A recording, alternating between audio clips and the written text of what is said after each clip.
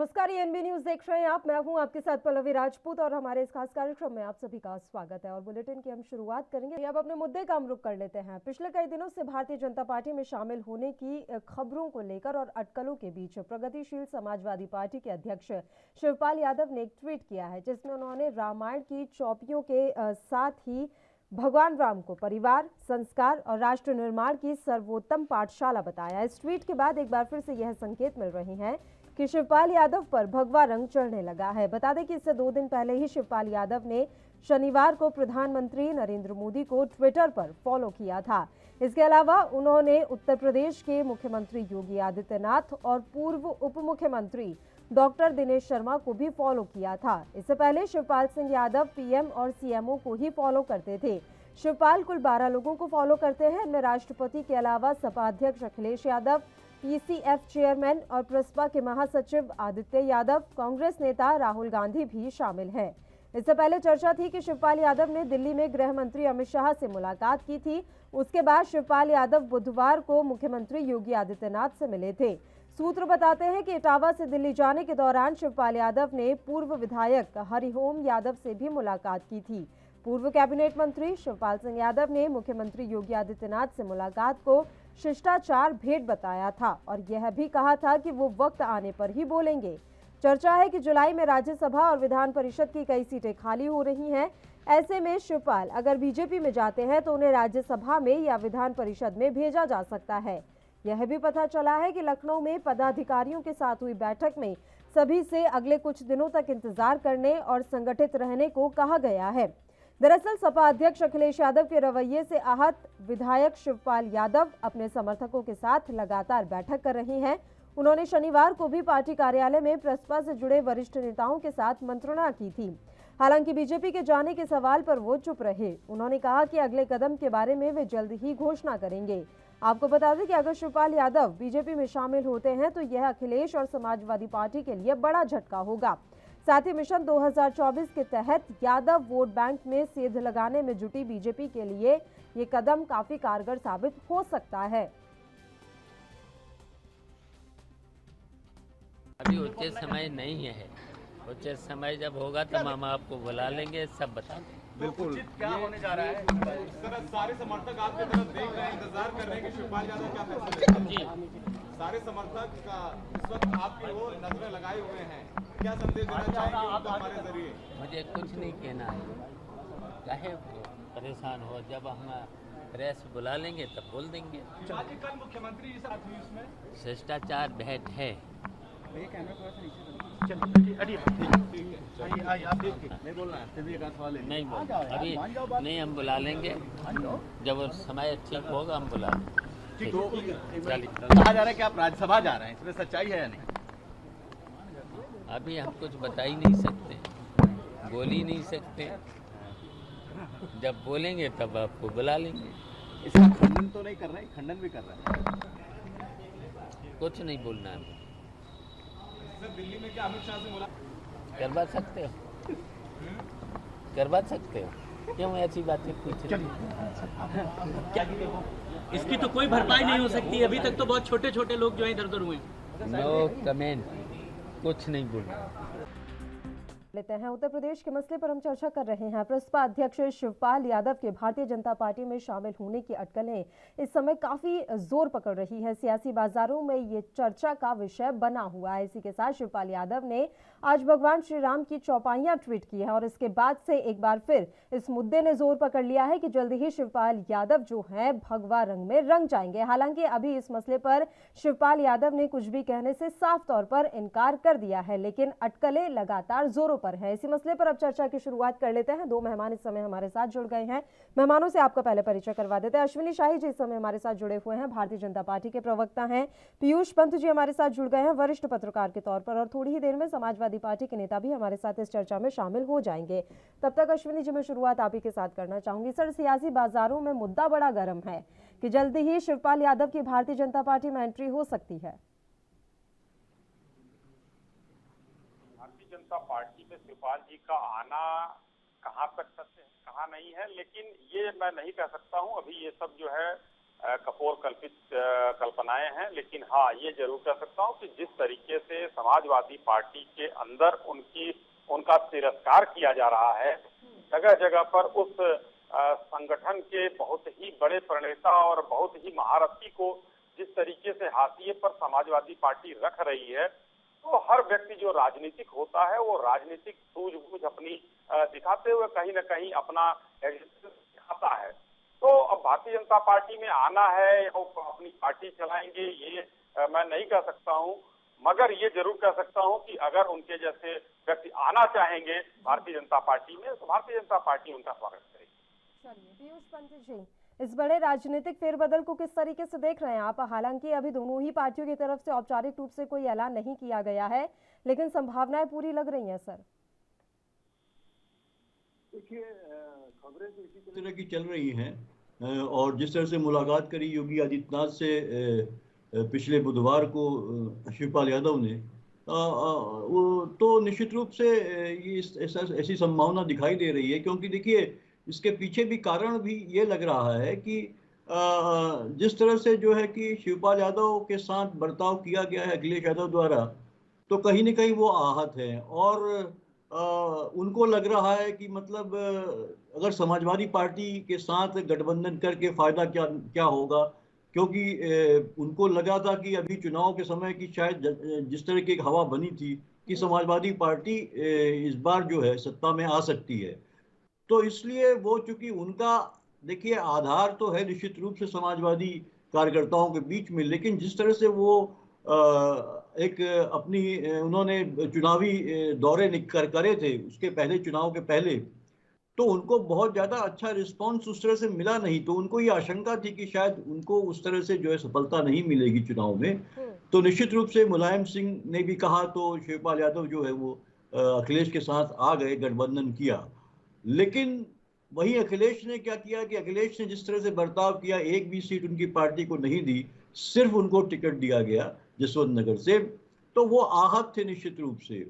और उसके बाद अब जब चूंकि समाजवादी पार्टी इतनी सीटें नहीं ला पाई जिससे कि वो सरकार बना सके, तो निश्चित है कि एक फ्रस्ट्रेशन पैदा होता है, तो आदमी रास्ता दूसरी तरफ तलाशता है।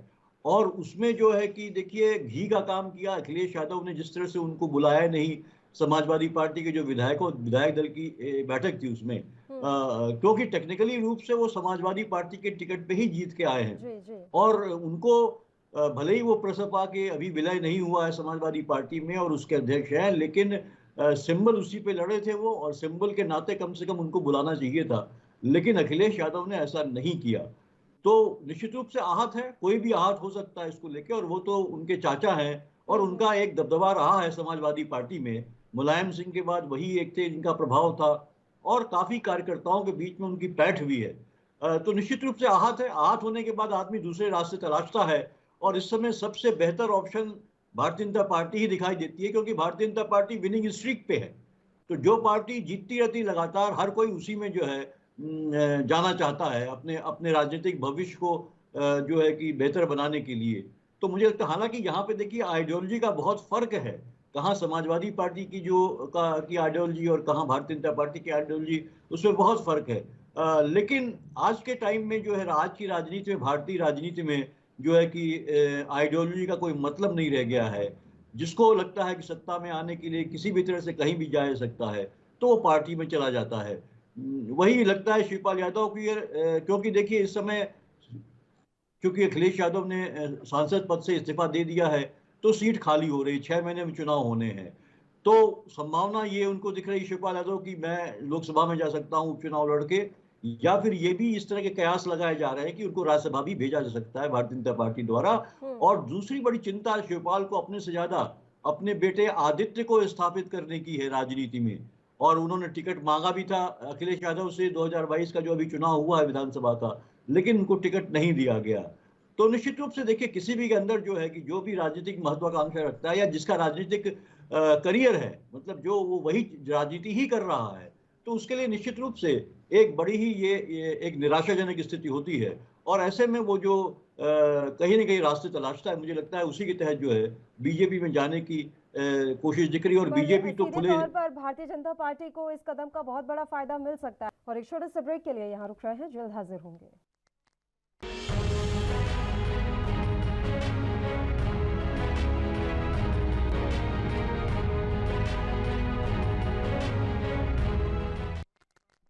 ब्रेक के बाद एक बार फिर से आप सभी का स्वागत है। मेहमान लगातार हमारे साथ बने हुए हैं और इसी बीच समाजवादी पार्टी के नेता आशीष चौधरी भी हमारे साथ चर्चा में शामिल हो गए हैं। आशीष जी, स्वागत है आपका एएनबी न्यूज पर। सर, आपका रिएक्शन मैं चाहूंगी।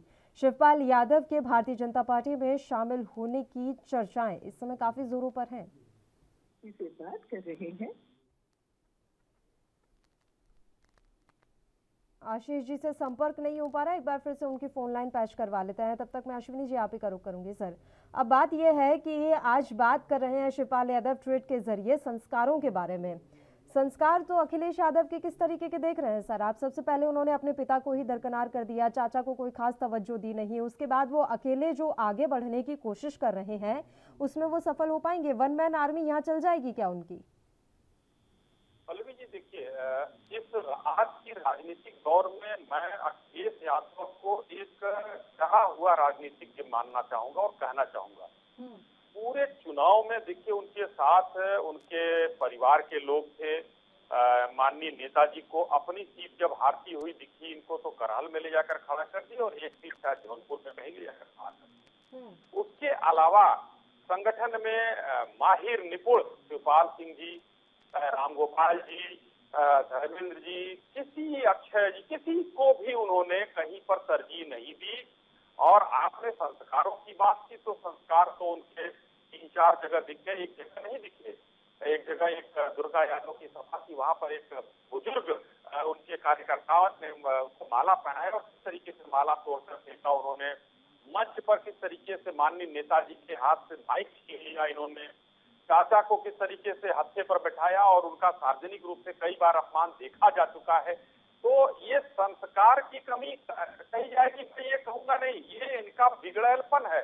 इनको देखिए, अभी भी मैं ये कहूंगा, माननीय नेताजी से बड़ा राजनीतिक इसमें उनको अपने घर में कहीं ढूंढने पर नहीं मिलेगा देश में, उनको घर में उनसे सीखना चाहिए।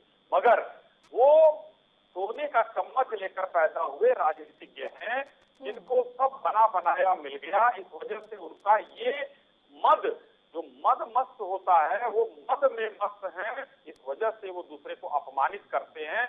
ये संस्कार की कमी नहीं हो सकती है, ये उनका बिगड़ैल होना कहा जाएगा। ये जिस तरीके से बड़े बाप की औलाद जो है कहा जाता है ना, जो बिगड़ैल हो जाती है, उस तरीके से इनको मुख्यमंत्री का पद मिल गया।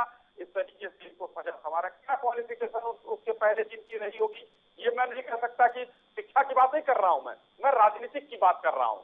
जो नेताजी के सामने, नेताजी आज भी अपने कार्यकर्ताओं को नाम से बुलाते हैं और उनको इतना वो रहता है कि कौन मेरा कार्यकर्ता है, कहाँ जाना है, कहाँ नहीं जाना है।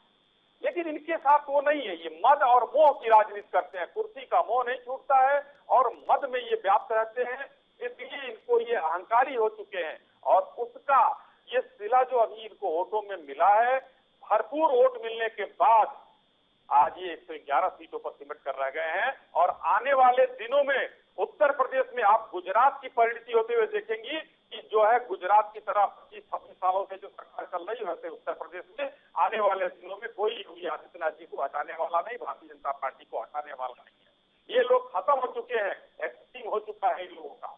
जी ठीक है। आशीष जी, आवाज मिल रही है आपको?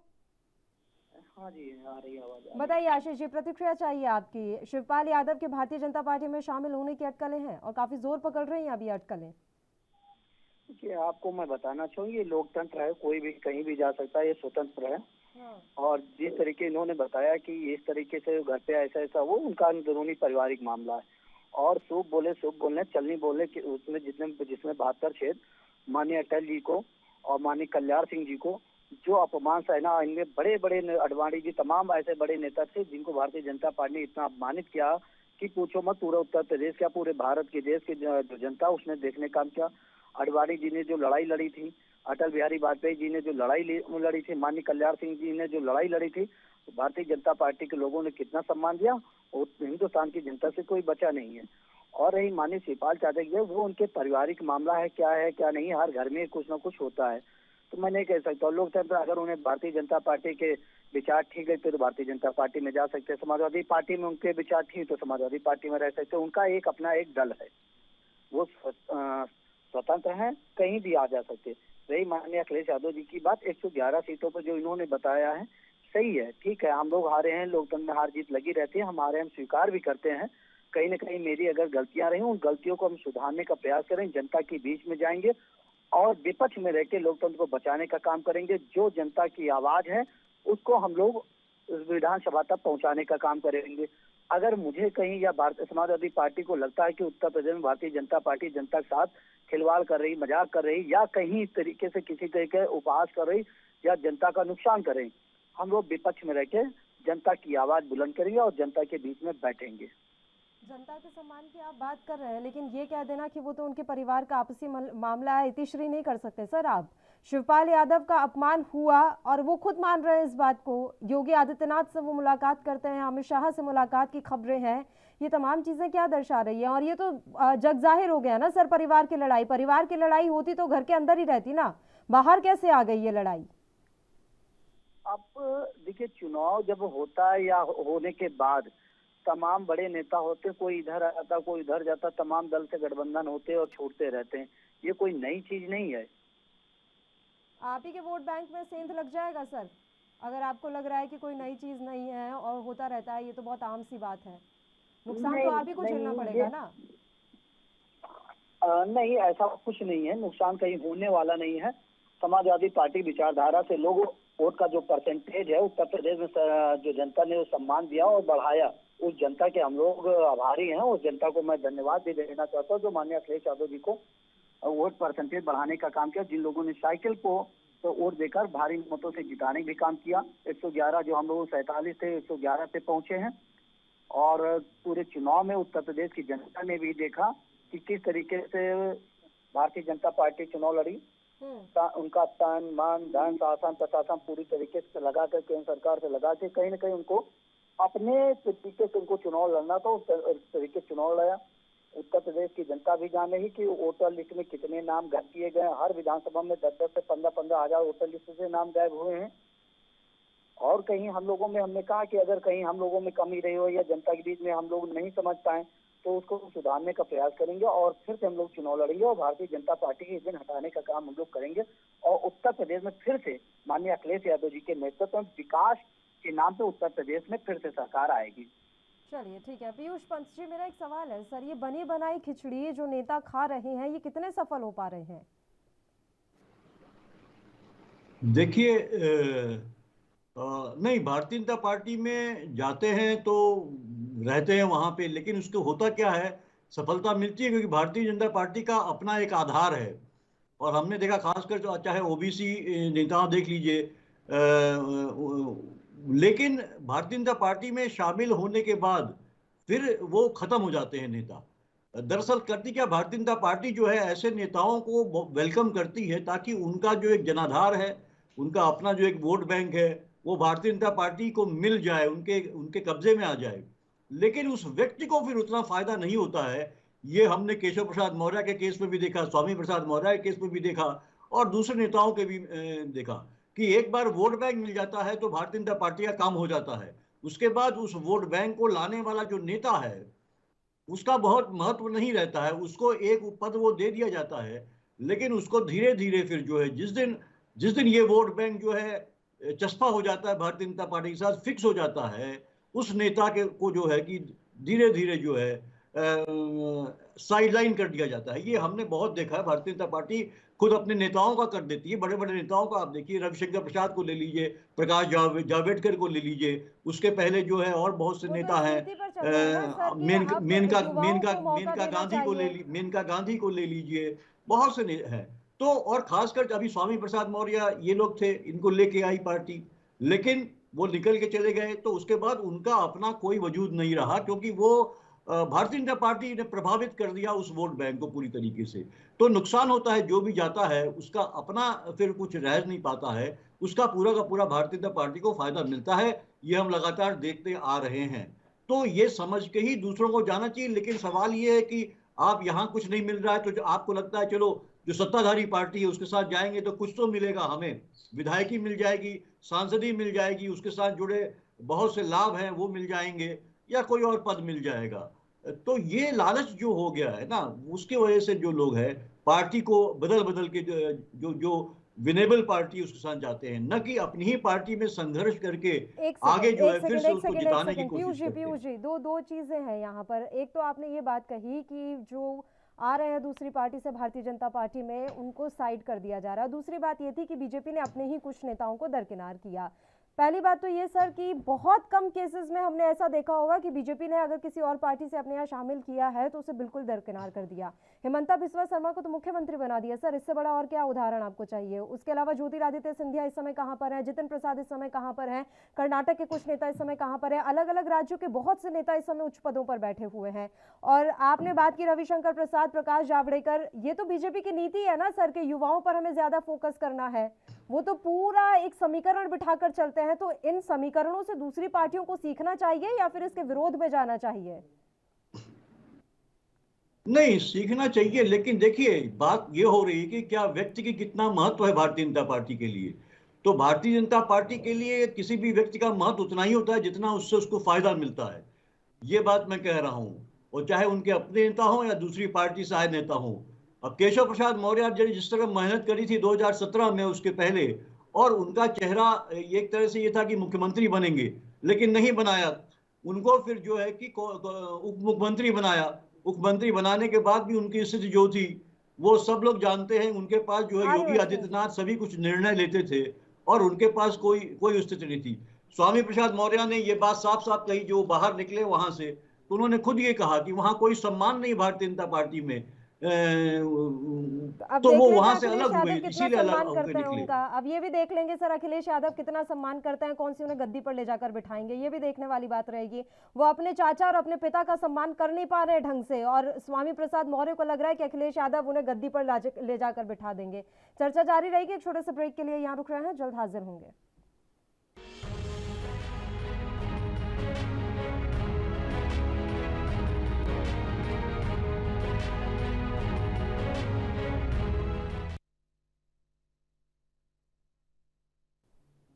ब्रेक के बाद एक बार फिर से आप सभी का स्वागत है। एक बार फिर से चर्चा की शुरुआत कर लेते हैं। अश्विनी शाही जी, आप ही का रुख करेंगे। अब आप अपनी बात जारी रखिए। और सबसे बड़ी बात तो आशीष जी कह गए थे कि आपने अपने पुराने नेताओं का कितना सम्मान किया। उसमें बहुत से ऐसे नेता थे जिन्हें मार्गदर्शन मंडल में आप लोगों ने रख दिया था।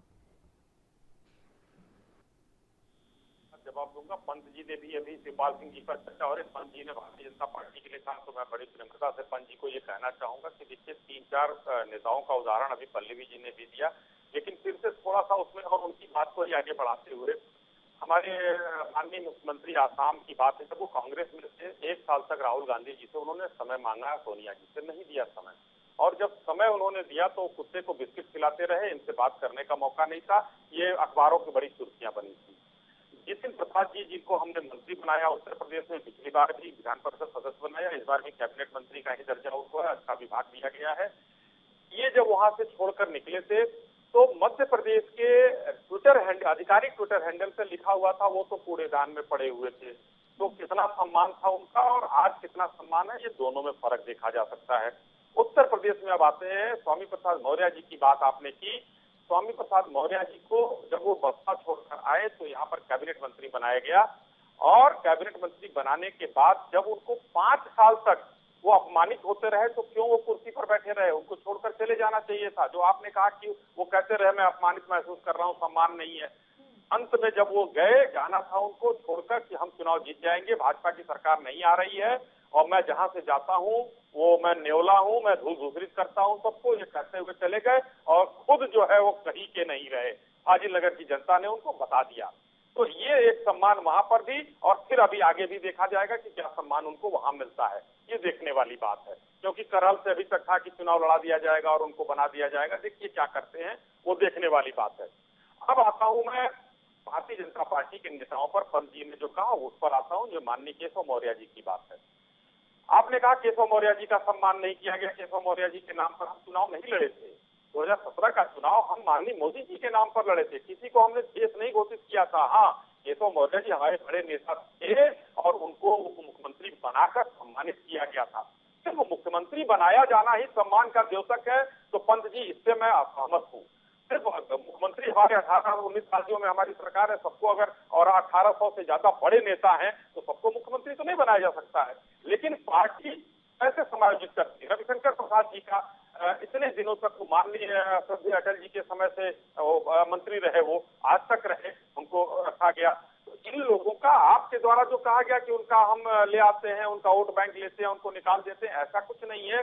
ये थोड़ा सा इस तस्वीर को बंदी, आप बड़े पुराने और सम्मानित पत्रकार हैं और ऐसी समीक्षा की अपेक्षा मैंने आपसे नहीं की थी, लेकिन जो आज आपने समीक्षा की है ये एकदम मतलब मुझे इससे घोर आपत्ति है, क्योंकि भारतीय जनता पार्टी की जो राजनीति है, आपने देखा होगा अकेली ऐसी पार्टी है जो 70-75 साल के बाद एक कोशिश करती है कि बड़े नेता अपने आप स्वयं हट जाते हैं या उनको हटा दिया जाता है। ये अकेली पार्टी है, कोई दूसरी पार्टी नहीं है हिंदुस्तान में। और आज विश्व की सबसे बड़ी पार्टी बनकर हम बैठे हैं, तो उसमें मेहनत में नीचे के हमारे बूथ अध्यक्ष से लेकर और राष्ट्रीय अध्यक्ष तक का हमारा जो है उसमें योगदान है। और हम आज एक परिवारवादी पार्टी नहीं है कि हम माइक छीन लें और पिता से जो है छीन कर हम अध्यक्ष बन जाएं। यहाँ पर एक चाय वाला ओबीसी प्रधानमंत्री है, यहाँ पर हम एक दलित को हम जो है अपना राष्ट्रीय अध्यक्ष बनाते हैं, किसी एक साधारण परिवार से आने वाले व्यक्ति को हम राष्ट्रीय अध्यक्ष बनाते हैं, उत्तर प्रदेश में स्कूटर के मैकेनिक को हमने मंत्री बनाया है। तो ऐसी पार्टी है ये, यहाँ पर सबका सम्मान किया जाता है, किसी को अपमानित नहीं किया जाता है दूसरे परिवारवादी पार्टियों की तरह। जी, मार्गदर्शन मंडल में मोदी और शाह का युग जैसे ही शुरू हुआ तो उन्होंने मुरली मनोहर जैसी, लाल कृष्ण आडवाणी जैसे सरीखे नेताओं को अलग कर दिया, दरकिनार कर दिया। ये आरोप लगाया, अभी आशीष जी ने लगाया। ये अपमानित करना और एक उम्र के बाद उनको दरकिनार करना और मार्गदर्शक मंडल में डालना, अगर किसी को हम अपना चचा कहते हैं, अपना ताऊ कहते हैं, तो ये अपमानित करना नहीं होता है। हाँ, उनके हाथ से माइक छीन लेना, उनको कुर्सी से हटाकर फेंक देना, ये सब चीजें देखा जाता है जो अपमान की श्रेणी में आता है। हमारे यहाँ लोग देखिए कितने दिन तक माननीय आडवाणी जी जो है एमपी रहे, उसके बाद उनकी उम्र हो गई 90 साल से ऊपर के वो हैं। तो ये अभी नए लोगों को हम लोग मौका दे रहे हैं और भारतीय जनता पार्टी जो है आज इन्हीं सब चीजों की, पहले लोग अपेक्षा करते थे कि ये लीड पर चलने वाली पार्टी है, दूसरी पार्टियां उसका लाभ उठाती रही। हम लोगों ने चीजों को बहुत अच्छे तरीके से सजोकर समाज में प्रस्तुत किया है और देश की 150 करोड़ जनता जो है, 140 करोड़ जनता के लिए हमने कुछ करने का संकल्प लिया है। आज हम लोगों ने उसी में से युवाओं को, उसी में कुछ अनुभव को सबको तरजीह दी है, चाहे वो मुख्यमंत्री के रूप में हो, मंत्री के रूप में हो, प्रदेश अध्यक्ष के रूप में हो, राष्ट्रीय अध्यक्ष के रूप में हो। हम लोगों ने आसानी किसी को करने का काम नहीं किया है। आशीष जी, शिवपाल यादव को चुनावों के समय में आप अपने साथ ले आए, फिर जैसे ही नतीजे आए तो उन्हें छिटक दिया, ऐसे दूध में पड़ी मक्खी की तरह उन्हें निकालकर बाहर फेंक दिया। आखिर क्यों किया ऐसा अखिलेश यादव ने? सवाल तो पूछेंगे ना, आखिर चाचा हैं उनके। ये नहीं समझ में आता, जब भारतीय जनता पार्टी कैसी परिवारवाद पार्टी है, जब शिवपाल चाचा को ये टिकट दिया गया, माननीय अखिलेश यादव जी ने अरपड़ा जी का टिकट रोक दिया, अनुराग यादव जी का टिकट रोक दिया, आदित्य यादव जी का टिकट रोक दिया, तो अब ये कहते उनका सम्मान नहीं करते। भारतीय जनता पार्टी हमें नहीं समझ में आता, ये पूरब चलती कि पश्चिम चलती, राइट भागेगी कि लेफ्ट भागेगी, समझ ही नहीं आता। भारतीय जनता पार्टी कम से कम एक चीज पे तो एक चीज पे अग्री रहे कि हाँ वो कहना क्या चाहती, पूछना क्या चाहती, एक चीज पे अटल है, कभी अपनी बातों पे अटल ही नहीं रहता, परिवारवाद की बात करने लगते हैं। तो हम इन्हें भारतीय जनता पार्टी क्या क्या, ये कभी विकास के नाम पे तो बात करेंगे नहीं, कभी रोजगार के नाम पे तो बात करेंगे नहीं, केवल इनका काम है यूज एंड थ्रो, बड़े नेताओं को, बड़े दल के नेताओं, बड़े बिरादरी के लोगों को जोड़ना और उनको यूज करना, उनको वोट लेना, सरकार में आना और उनको फिर सीनियर नेता या किसी मार्गदर्शक पता नहीं क्या क्या बता के उनको बाहर कर देना। ये भारतीय जनता पार्टी की एक परंपरा है और ये अपनी परंपराओं से जाने वाली नहीं है। ये परंपरा अब उत्तर प्रदेश का पूरे हिंदुस्तान के जो नेता हैं वो सब समझ चुके हैं, उनका घर परिवार के लोग भी समझ चुके हैं कि भारतीय जनता पार्टी किसी की सगी नहीं। आप ही बोलो, अगर कोई पेड़ होता, हम लोग उसको लगाते हैं, सींचते हैं, पालते हैं, बड़ा होता, वृक्ष होता, क्या उसको हम काट के फेंकते तो क्या अपमान नहीं हुआ? जब वो हमें छां देता, सब कुछ देता, हमें अपना फल देता, सब कुछ देता, उसके बाद उसी पेड़ को काट देते हैं। कितने सारे हमने नेताओं के उदाहरण दिए, कितना सम्मान मिला भारतीय जनता पार्टी में। बताइए सर, तो भारतीय जनता पार्टी में नाम ले सकूं अश्विनी शाही जी से भी और जवाब ले सकूं, बताइए ऐसे बड़े नेताओं के नाम। मुरली मनोहर जोशी, लाल कृष्ण आडवाणी के बारे में तो मैंने सवाल कर ही लिया, और उनका कहना भी ठीक है कि वो इतने उम्र दराज हो चुके हैं, अब नई पीढ़ी अगर आगे आए तो बेहतर रहेगा। ये तो अच्छी बात है ना कि युवाओं को मौका दिया जाना चाहिए। अब सत्ता में भागीदारी युवाओं और महिलाओं की ज्यादा हो तो ये तो बहुत अच्छी बात है। नहीं, हम इससे नहीं कहते कि उनको अगर बाहर किया गया तो क्यों किया, लेकिन उनका जो सम्मान है, कहाँ से सम्मान उनको मिल रहा है? माननीय कल्याण सिंह आज हमारे बीच में नहीं रहे, उनको क्या सम्मान दिया गया? उनके मरने के बाद उनकी जो अस्थियों को ये बेचने का भी काम करते हैं, अस्थियों को घुमाने का काम करते हैं, सम्मान उसी को कहते हैं भुना ना। कुछ भी बोलते माननीय रहेंगे। अटल जी थे, जब वो जिंदा थे तब वो कितना उनके लिए किए। माननीय कल्याण सिंह ने राम मंदिर के नाम पे ये सरकार बनाते, राम मंदिर पे कितना उनका योगदान था। एक सवाल ले लीजिए पल्लवी जी हमारे तरफ से, हमारे भाई आशीष जी से, कि क्या आशीष जी को मुख्यमंत्री बनाया जा सकता है उत्तर प्रदेश का, मुलायम सिंह यादव, अखिलेश यादव परिवार छोड़कर? बस एक सवाल का जवाब ले लीजिए। भारतीय जनता पार्टी से तुलना अपने आप हो जाएगी। बताएं आशीष आपका चौधरी। नहीं, ये इनका कहना भी जो कह रहे हैं वो गलत है। यहाँ पे कोई ये नहीं है कि कोई बनाया नहीं जा सकता। उन्होंने मेहनत किया, उन्होंने पार्टी तैयार की, और वो एक हाल चाहे किसी भी दल में हो, एक नेता को एक मुख्य अगुवा अपना माना जाता। तो समाजवादी पार्टी के लोग माननीय अखिलेश यादव जी पे भरोसा करते हैं, तो उनको अगुवा मान रखे हैं। उनकी भी एक कोर कमेटी होती है, वो भी राष्ट्रीय अध्यक्ष चुने जाते हैं। उनको मुख्यमंत्री के लिए सारे विधायक के दल की बैठक होती है तो मुख्यमंत्री बनाया जाता। अश्विनी जी की फोन लाइन डिस्कनेक्ट हो गई, एक बार उनका फोन पैच करवा लीजिए, उनको आवाज नहीं पहुंच रही है। आप अपनी बात जारी रखिए आशीष जी। ये देखिए, हर दल का एक अपना अपना होता है कि कहीं न कहीं सब लोगों को मिलजुल के तैयार करनी पड़ती। पार्टी तैयार हुई तो वो कोई अपने विवेक से नहीं खुद राष्ट्रीय अध्यक्ष बन जाते या वो अपना मुख्यमंत्री बन जाते हैं। वो पार्टी की एक कोर कमेटी होती है, जो उसका संविधान होता है, उस संविधान का पालन करते हो तब वो राष्ट्रीय अध्यक्ष और मुख्यमंत्री बनते हैं। तो भारतीय जनता पार्टी यही तो कहती है कि हमारे यहाँ किसी भी कार्यकर्ता को कभी भी कोई भी बड़ा पद मिल सकता है। ऐसा नहीं है कि किसी एक ही व्यक्ति के या फिर किसी एक ही परिवार के इर्द गिर्द चीजें घूमती रहे। नहीं, जब माननीय अखिलेश जी ने इस बार जब परिवारवाद की बात की तो परिवारवाद में कितने लोगों को, अपने घर के ही लोगों को टिकट काटा। आज वो कह रहे हैं कि उनका अपमान कर रहे हैं। नहीं, टिकट काटने पे किसी ने नहीं कहा सर अपमान की बात। अपमान की बात सिर्फ शिवपाल यादव के लिए चल रही है और उनका टिकट कुछ नहीं कटा है। बात ये है कि आपने विधायक दल की बैठक बुला ली सर, क्या आपने बुलाया शिवपाल यादव को? और चुनावों से पहले बड़ी चर्चा थी कि उन्हें नेता प्रतिपक्ष बना दिया जाएगा, क्या ऐसा हुआ? और चलिए आप पद भी नहीं दे सकते थे, कम से कम बैठक में तो बुला लेते। वो खुद कह रहे हैं कि मुझे बैठक के लिए न्योता नहीं आया, मैं कैसे जाऊं? नहीं, उनका खुद का एक दल है और सारे दलों को बुलाया गया। उन्हें नहीं बुलाया गया, उनका भी दल है, उन्हें नहीं बुलाया गया सर। मानिए, देखिए आशीष जी, ऐसा है कि जो चीज गलत है उसे गलत तो स्वीकार कीजिए ना। उन्हें नहीं बुलाया गया, वो खुद कह रहे हैं कि मुझे न्योता नहीं आया बैठक में शामिल होने का। वो झूठ क्यों कहेंगे सर? वो जिस पार्टी के चुनाव चिन्ह पर चुनावी मैदान में उतरे, उसी पार्टी के लिए वो इस तरह की बातें क्यों कहेंगे कि मुझे बैठक में नहीं बुलाया गया? इस झूठ से उनका क्या फायदा? इसलिए उनका एक अपना मत है, अपना एक दिमाग है। उनको जो उनको उचित लगेगा, वो एक बहुत बड़े नेता हैं और वो जो उनका फैसला लेना वो अपने हिसाब से लेंगे, क्योंकि सबका एक फ्यूचर होता। उनको अपना फ्यूचर जहां भविष्य समझ में आएगा वो अपना वहां पे रहेंगे, उसमें हम लोग टिप्पणी नहीं कर सकते। पीयूष पंत जी, आप भी ये मानते हैं कि नहीं, शिवपाल यादव को तो भरपूर प्यार और सम्मान दिया जा रहा था? नहीं, देखिए, मुझे नहीं लगता कि इस तरह की बात थी, क्योंकि एक बड़ा दिल दिखाना चाहिए था अखिलेश यादव को। में आपको और भारतीय जनता पार्टी में यही एक पॉजिटिव पॉइंट है। वो जानते हैं कि राजनीति के हिसाब से क्या बेहतर है और उनके क्या फायदा होगा पार्टी के लिए। ये अखिलेश को भी इस तरह का सोचना चाहिए। और जो एक खलिश थी जिसको खत्म किया मुलायम सिंह यादव ने कहा शिवपाल यादव को कि आप मिलकर चुनाव लड़िए, तो इस बात को आगे बढ़ाए ताकि देखिए यादव वोट बैंक का जो इजाफा हुआ भारतीय जनता पार्टी में, इस बार 2% ज्यादा वोट जो यादवों का गया।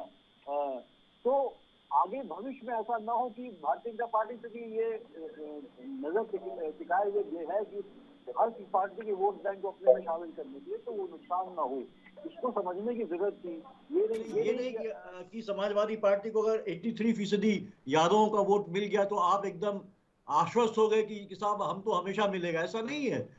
भारतीय जनता पार्टी बहुत बहुत दिमाग से काम करती है और तेजी से चलती है और दूसरे पार्टियों के वोट बैंक को अपने में खींच लाती है। तो ऐसे में उनको ये सोचना चाहिए था कि शिवपाल यादव के साथ जो भी उनके डिफरेंसेस है उनको दूर करके वो पार्टी फोल्ड में उनको लाएं, और कम से कम अगर पार्टी में शामिल नहीं कर सकते तो एक जो है अलायंस के तहत ही उनको महत्वपूर्ण एक ओहदा देके और उनकी जो शिकायत है उसको दूर करके, तत्काल दूर करके उनको अपने साथ बनाए रखना चाहिए था। क्योंकि देखिए शिवपाल यादव का जो है कि एक बहुत समय से समाजवादी पार्टी के साथ वो रहे हैं, उसको तैयार करने में, उसको बढ़ाने में मुलायम सिंह के साथ वो साथ साथ रहे हैं, तो उनका एक प्रभाव है यादव वोट बैंक के अंदर जो है, कार्यकर्ताओं से वो जुड़े हुए, जमीनी कार्यकर्ताओं से।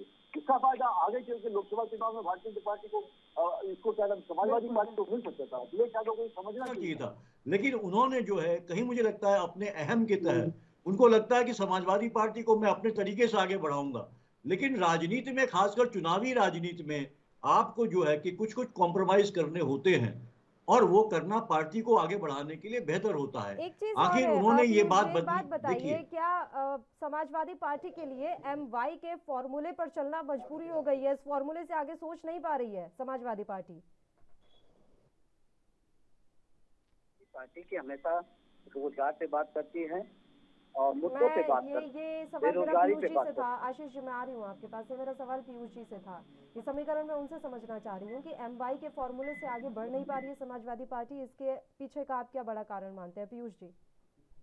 निश्चित रूप से बढ़ना चाह रही है। देखिए इस बार इसीलिए इस बार जो है, इस बार के विधानसभा चुनाव में आपने देखा कि किस तरह से जो है अखिलेश यादव ने OBC वोट बैंक जो है उसके साथ, वो छोटी छोटी पार्टियां जो है उनके साथ एक समझौता किया ताकि OBC वोट बैंक जो बहुत बड़ा वोट बैंक है उत्तर प्रदेश में, खासकर पूर्वी उत्तर प्रदेश में जो है, तो उसको जो है वो अपने साथ जोड़ सके और उसमें उनको सफलता भी मिली है।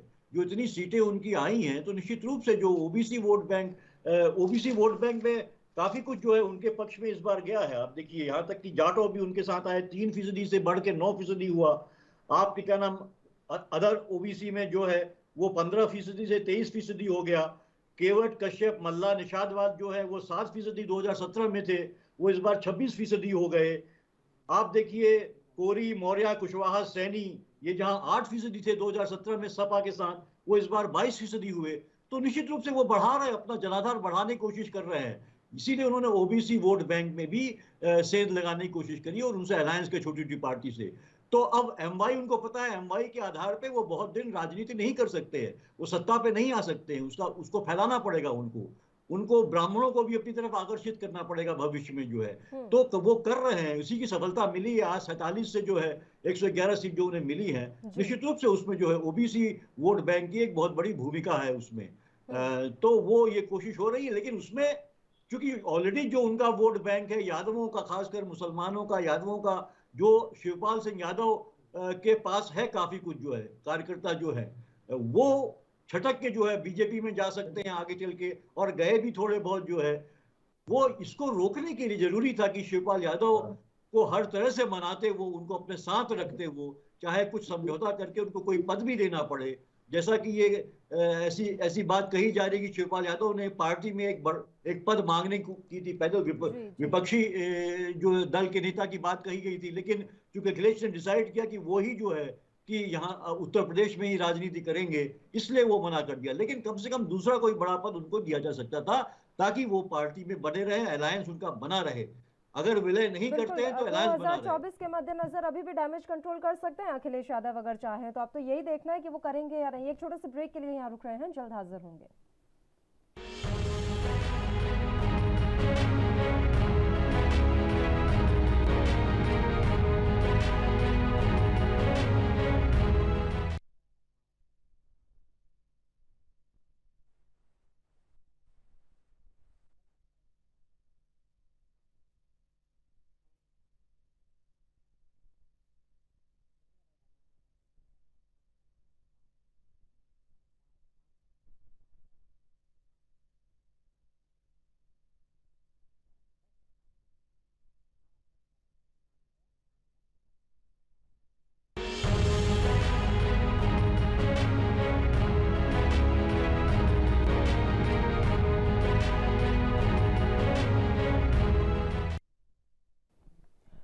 ब्रेक के बाद एक बार फिर से आप सभी का स्वागत है। आशीष जी, आप ही का रुख करूंगी सर। अब बात यह है कि आप डैमेज कंट्रोल अगर करना चाहें तो कर सकते हैं, क्योंकि 2024 के मद्देनजर शिवपाल यादव का बीजेपी या सपा में रहना एक बहुत बड़ा फैक्टर साबित हो सकता है।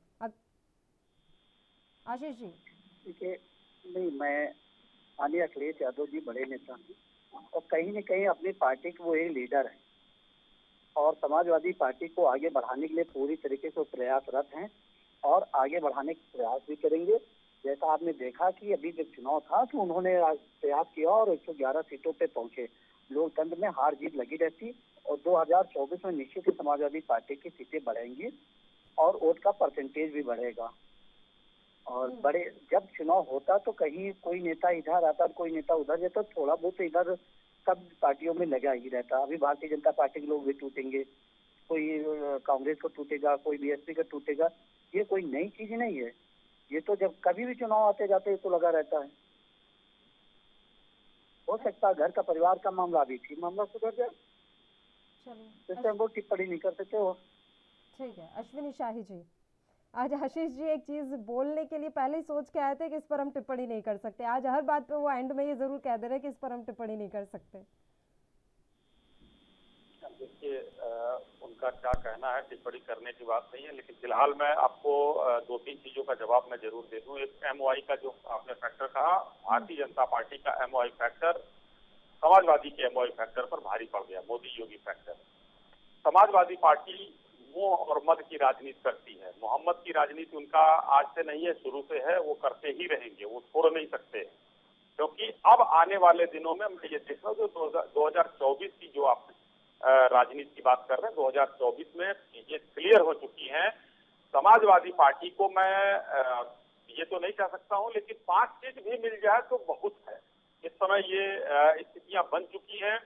जनता का मोह भंग अब धीरे धीरे इनसे हो रहा है, क्योंकि जो ये राजनीति कर रहे हैं ये एक्सट्रीम पर है। अब इनको जनता ने नकार, ये क्योंकि ये पूरे 5 साल एक्सप्रेस वे से नीचे नहीं उतरे, अपना गर्दन ऊपर ही किए रहे, नीचे नहीं ले आए, कहीं भी आप देखिए किसी के साथ नहीं रहे, कार्यकर्ताओं का सम्मान। एक सेकंड शाही जी, बीच में रोक रही हूँ सर। आपको मोह भंग होता तो 112 तक कैसे आ जाती सीटें सर? मोह भंग थोड़ी ना हुआ है, ये तो आप लोगों की और दिलचस्पी बढ़ी है समाजवादी पार्टी में। इसे मोह भंग किस तरीके से देखा जाए? यही सवाल तो हम लोग कर रहे थे जब वेस्ट बंगाल का चुनाव हुआ था। कांग्रेस 44 से 0 पर आई थी और भाजपा 3 से 77 पर चली गई थी। तो ये सब सारे जो है विद्वान कह रहे थे कि भारतीय जनता पार्टी तो वहाँ खत्म हो गई, कुछ है ही नहीं। लेकिन यहाँ पर मोह भंग का मतलब मैं ये कह रहा हूँ कि इन लोगों ने एक्सट्रीम दे दिया। मैंने 2 शब्दों पर ध्यान दिया जाए तो मैंने कहा ये इनका एक्सट्रीम है। अब इसके बाद ये नीचे की तरफ जाएंगे, ये इसके ऊपर अब नहीं जा सकते हैं। समाजवादी पार्टी का वही हश्र होने वाला है जो आज बहुजन समाज पार्टी का है। भारतीय जनता पार्टी अब इनसे बहुत आगे निकल चुकी है, क्योंकि देखिए ना किसी व्यक्ति का सम्मान, वोटर का सम्मान नहीं। वो आपको याद होगा, है पुलिस, आप वो भी आपका एक वोटर था। आपने देखा होगा संभल में किस तरीके से पत्रकारों को इनके सामने पीटा गया।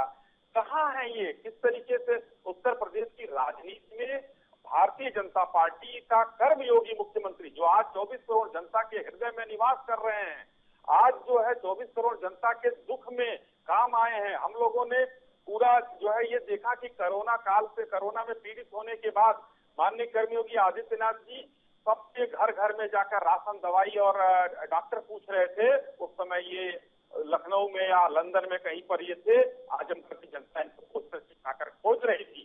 ठीक है, इस बार कुछ जरूर हुआ होगा, 111 सीट मिला इनको, लेकिन अब इससे ऊपर ये नहीं जाने वाले हैं। और 2024 की लाइन तय हो चुकी है पल्लवी जी। आज आपको मैं कह रहा हूँ, और फिर इस चीज को आप नोट कर लीजिए, 5 सीट इनको दे दिया जाए, बहुत अधिक है। बाकी सीटें भारतीय जनता पार्टी के हाथ में आ रही है। सर, जात समीकरण तो अगर हम उत्तर प्रदेश के बारे में बात करें तो 2017 हो या फिर अभी का चुनाव हो, समीकरण तो बड़े बिगड़े हैं सर। बीच में लग रहा था कि आपकी तरफ आएंगे ही नहीं ब्राह्मण वोटर्स, लेकिन ऐसा नहीं हुआ। ब्राह्मणों ने भर भर कर आपको वोट दिया है और 2017 में तो सारे समीकरण ध्वस्त हो गए थे। तो अब ये मान लें कि उत्तर प्रदेश में ये जातीय समीकरण नाम का आने वाले वक्त में कुछ भी नहीं रह जाएगा। जातीय समीकरण को ध्वस्त करने में भारतीय जनता पार्टी सबसे आगे रही है, सबसे आगे रही है।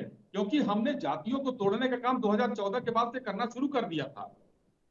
जाति के बाद हमने जो वर्ग की बात की, हमने जो एक वर्ग तैयार किया, जो इसको आधी आबादी कहते हैं, महिलाओं का वर्ग, जिसके 7 पीढ़ियों ने कहीं अपने छत के ऊपर मतलब आसमान ही देखा था, उनको हमने छत देने का काम किया।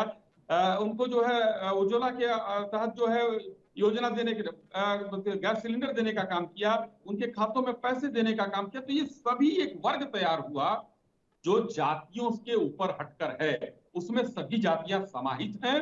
वो वर्ग जो है आज हमारे साथ खड़ा है।